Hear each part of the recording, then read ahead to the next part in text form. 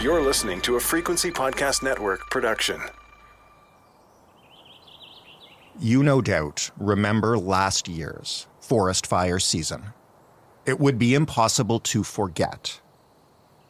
But did you know that some of those fires, which in your experience are months in the past, are still burning? Right now they are smoldering under brush and leaves. Hibernating is perhaps one way to put it. They are just waiting for conditions to be warm enough and dry enough to spring back to life. And I got some bad news about that. So it's a vast, vast area of Canada that is in great peril in 2024 for extreme hydrological drought, something unprecedented in modern times. There is not enough snow. There is not enough water. Not enough of what we would consider a normal, healthy winter. And that means, as you might imagine, a bad fire season to come. But not just a bad fire season. It means a bad growing season. It means farmers making tough decisions about which crops to save and which to let die. It means livestock culls and water restrictions. It means, for some communities already, questions about what to do when the water runs out. These are not questions we are used to asking in this country, especially not in the middle of winter. But they are questions we're going to be asking more winters than not from now on. So, Canada's dry. Our world is changing. Here is what that means for all of us. I'm Jordan Heath Rawlings. This is The Big Story. John Pomeroy is a professor in the Department of Geography and Planning at the University of Saskatchewan. He is a Canada Research Chair in Water Resources and Climate Change.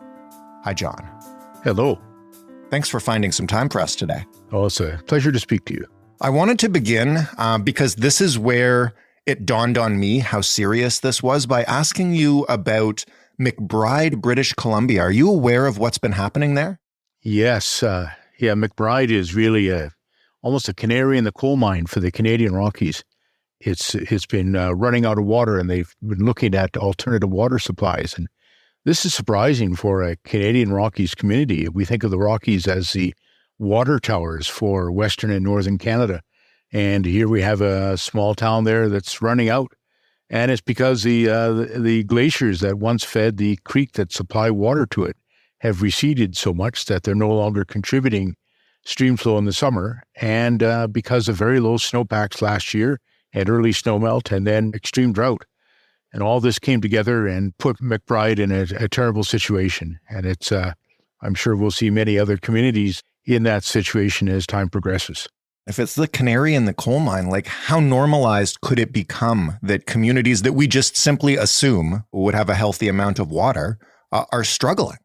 Yes, well, Calgary, Alberta had voluntary water restrictions last summer because the flows on the Bow River were in the summertime and fall the lowest ever recorded. And that's because of declining glacier contributions to the Bow River, but also a low snowpack that melted about a month early, and then fairly dry weather after that and extreme heat. So that's what the late 21st century looks like.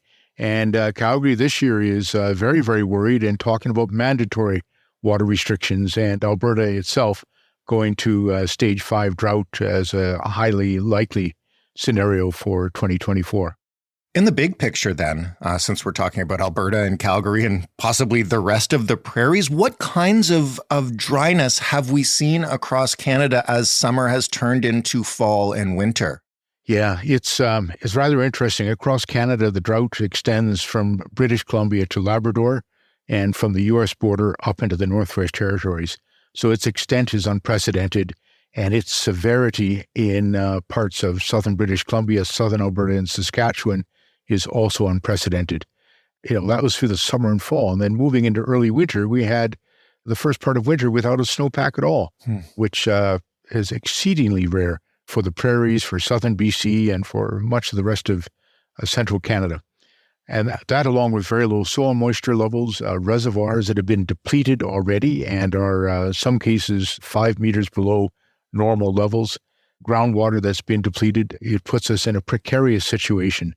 And now that I'm speaking in mid-January, the snowpacks in British Columbia are 1/2 of where they should be at this time of year, and very similar conditions on the eastern slopes of the Rockies in Alberta. And these are the water towers that supply the rivers that flow into BC, the Northwest Territories, Alberta, Saskatchewan, Manitoba. So it's a vast, vast area of Canada that is in great peril in 2024 for extreme hydrological drought, something unprecedented in modern times. How do we quantify how dry a part of the country is? What qualifies as a drought? I'm trying to give our listeners a sense of, I guess, how much water is missing or how far away these places are from having a healthy balance. Yes, we talk about different types of drought. There's a meteorological drought, which will be lack of precipitation. And sometimes indices include the excessive heat, which often accompanies drought. And so that's been very extreme over parts of Western Canada and through the boreal forest. But then when we talk about agriculture, we're usually looking at soil moisture, and that causes agricultural droughts. And so, for instance, in parts of the prairies, soil moisture levels are less than 40% of where they should be at this time of year. And then there's hydrological drought, which is the flow in the major rivers, the levels of lakes and things like that. Hydrological drought takes longer to form, but it also takes longer to come out of, and that has been recorded across BC and Alberta and Saskatchewan this year. In 2023, Lake Diefenbaker, which supplies 70% of Saskatchewan with water, received only 28% of its normal inflows from Alberta, and that's due to the drought in the mountains and plains in Alberta and the heavy irrigation there. And then the wildfires, which covered Canada with record amounts in many parts of the country, were again caused by the drought. So a drought in the northern forest turns into a wildfire season. Right. So a drought manifests itself differently depending on how we're looking at it and what the impacts are.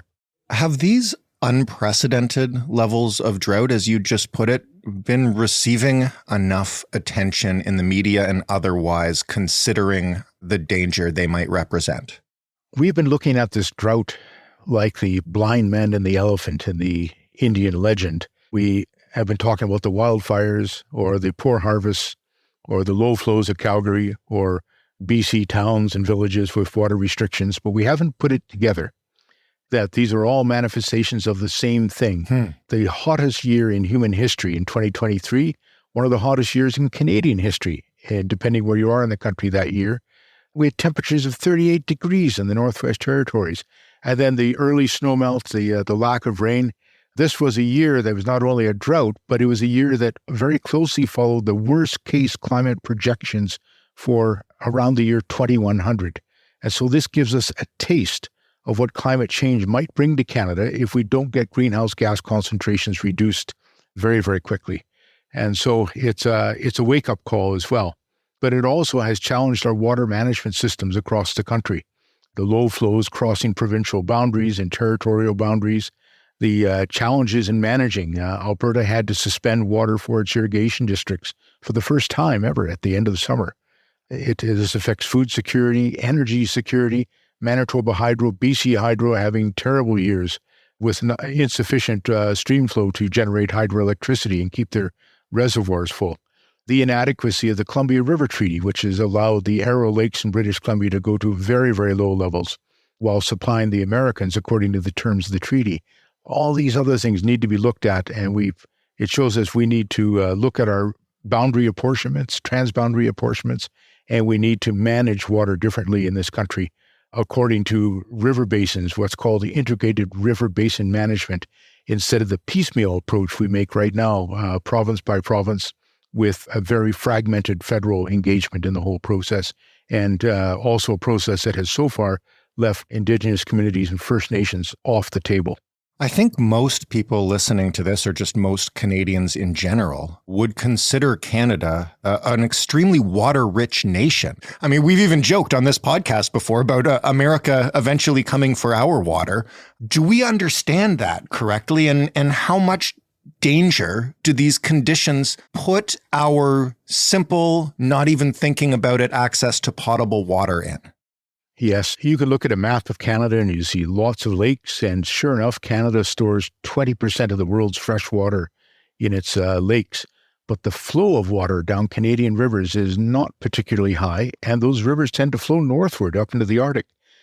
So where we have excess water is where we do not have our populations. Our big populations in the south and the Great Lakes, St. Lawrence, in the southern prairies and southern valleys of British Columbia. Many of these areas are semi-arid to subhumid, particularly in the west. And the Great Lakes have been reliable so far, but the lakes store lots of water without necessarily having the inflows of water that would be needed for high use. And the Great Lakes are also threatened. The snowpacks in the Great Lakes, St. Lawrence Basin have been declining precipitously in the last few decades. The warming of the lakes, the lack of ice cover is increasing evaporation. It was just 20 years ago we had serious water problems with low water levels, and we can expect those again in the future. So even the Great Lakes, St. Lawrence is not necessarily secure. And remember, our food security comes largely from the Western prairie agriculture, and that has been seriously impacted by drought in 2023. This can topple and disable our governments. The government of the Northwest Territories had to evacuate the territory due to wildfire. Great Slave Lake is at its lowest level ever recorded, and the records go back to the 1930s. Saskatchewan went from a budget surplus to a budget deficit situation because of payouts for crops and wildfire, and Alberta $1 billion off its surplus for similar regions. So these are impoverishing us as well as destabilizing our governments.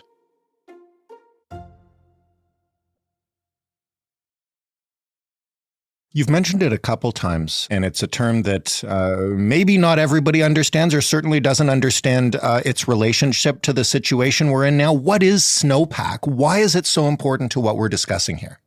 Well, the seasonal snowpack in Canada provides about 3/4 of our stream flow. When that melts and soaks into the ground, it comes out for many, many months of the spring and summer and keeps our rivers flowing, replenishes our lakes and wetlands and our groundwater. And the snowpacks and snowfall have been declining in many parts of Canada, in the southern parts. They've been increasing in northern parts of Canada, but there's a very low population there, and those rivers flow north. So that's not helping us where we need the water. And this has created challenges for prairie agriculture. It created the challenges for the town of McBride. The glaciers retreated there because of reduced snowpack in the mountains, and then the reduced snowpack itself reduced stream flows so that McBride started running out of water. There's other communities in this situation. Cumberland House, Indigenous community in the Saskatchewan River Delta, downstream of the Rockies, has had such low water levels this year, they've been digging a well to get through the winter. And that's been settled since the 1770s, that community, and they've never had this problem before. So many other BC communities have been short of water and have had to impose severe drought restrictions to get through the summer. And this is because of low snowpacks, early snowmelt, lack of snow. So when we don't have that snow, which is very reliable, snow melts in the spring, we can monitor it and measure it over the winter, and we know what we're going to get in the summer. When we don't have that, we're dependent upon the rainfall, which tends to be spotty, pretty variable in terms of where it falls. Often it comes too much too quickly and causes a flood, and it's very, very hard to predict. So that's a very different situation for Canada. And given that most of our economy is water dependent and therefore snowfall dependent, it puts our whole economic prosperity as well as our natural ecosystems at risk. I want to get into what this means in terms of what Canadians will actually experience in 2024. And obviously there are a few ways in which this will manifest. Let's start, first of all, because you've spoken about how important our agriculture supply from the prairies is. What do we know now about the current situation and what the summer and harvest will look like? Vast swaths of the prairies are in extreme drought, and almost all the prairies are abnormally dry to moderate drought or worse. And that's a situation entering the winter. What's followed, though, is the winter snowpack has not developed in any normal way. Saskatoon, for instance, received only rainfall in December for the first time in its history. Regina had no precipitation at all. And so the prairies were snow-free well into January. They have a little bit of snow now. It translates to about 8 millimeters of water equivalent, which would evaporate in one good day of crop growth in the summer. So it's insignificant. That puts the prairies at tremendous risk of drought in the spring, particularly with an El Nino, which generally brings warmer weather to Western Canada and sometimes drier weather. And so there's still time for some storms to come through there, and maybe we'll get a rainy summer, but it doesn't look like that. And certainly Environment Canada's medium-term and longer-term forecasts are suggesting warmer than normal conditions over that region and often drier than normal conditions. So that's one to pay attention to because soil moisture reserves are exhausted in the region. The reservoirs are at record low levels, and so the areas which irrigate, which is small but economically important, may undergo restrictions next year for the first time in the history of irrigation in Western Canada. I think I know the answer to the next aspect I will ask about, but I'd like you to kind of explain what we might see and how problems might compound themselves year over year. But assuming no miraculous storms come through, what can we expect these drought conditions to do for wildfires in 24 compared to last year, which was already unprecedented? Yes, last year the wildfire season started with a low snowpack that melted early, and we have snowpacks building up in the boreal forests throughout Canada that are lower than they were last year at this time. And so with the warmer forecast, which would cause an early snowmelt, we could start off with a potentially a worse fire season than we had last year. Also, there are many fires still burning in the north. They're burning under the snow, and they're waiting for that snow to melt and the heat to come back to flare up again. So we know they're there. The smoke is evident in many places, and they're just waiting to flare up and for this heat to return, and it looks highly likely that it will. I ask this question a lot when it comes to climate-related unprecedented times, and I know that El Nino is out there now, at least in part impacting this, but in general, are these kind of winters leading to these kind of conditions going to become our new normal? And if so, you mentioned there are still wildfires burning from last year. Like, how does it compound year over year? Yes. One thing important to realize is this drought started before El Nino started. We were in a La Nina phase at the time, which should have been wetter and cooler. And then we had unprecedented dry conditions and heat instead. So that's showing that the systems have decoupled from El Nino, La Nina to some degree. We're seeing the overriding influence of climate warming on these signals and extremely warm sea temperatures influencing the coasts and precipitation patterns across the country. So we're in a new game here, and it's looking much more variable than the climate that we are used to in Canada and that we have developed our agriculture and our water management for. And it also looks that we can have severe droughts and heat waves even without an El Nino that would probably just be exacerbated by those when they come.